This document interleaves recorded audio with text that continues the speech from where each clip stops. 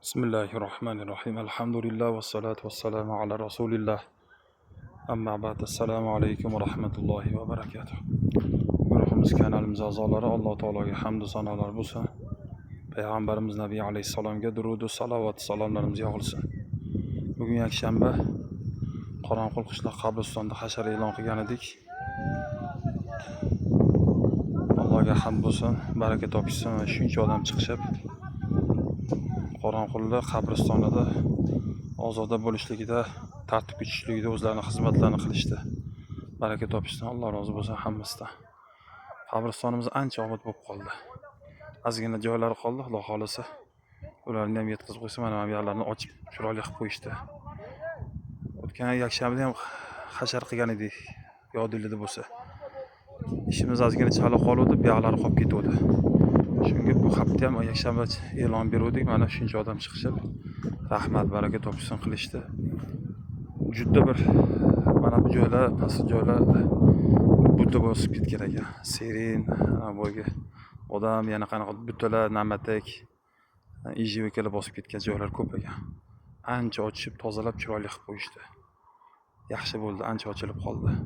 Alloh rozi bo'lsin hamma chiqqanlardan. Qishlog'imizga ko'z tegmasin. Qishlog'imizda shunaqa odat borki, yaxshi. Hasharga chiqishadi. Janozalarda to'p-to'p bo'lib kelishadi. Fotihaliklarda, mana shuni qishlarda hamjihatligi, ahli ittifoqligi Xudo xolis saqlanib qolgan. Yaxshi. Va bundan buyog'i ham doim mana shunday bo'lishini Allohdan so'rab qolamiz. Alloh taolo qishlog'imizni obod bo'lishligida Alloh o'zi yana yorliq qilsin, o'zi madad bersin. Bu qabriston o'liklar ko'miladigan joy. Lekin bu yerda muammosi tiriklarni zimmasida bo'ladi.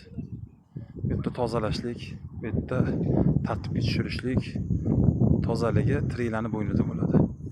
Shunday ekan, bizning vazifamiz mana shu qabristonimizni tozalab, chiroyli qilib turishlik bizning vazifamiz, bizning burchimiz. Va bizning so'nggi manzilimiz bu.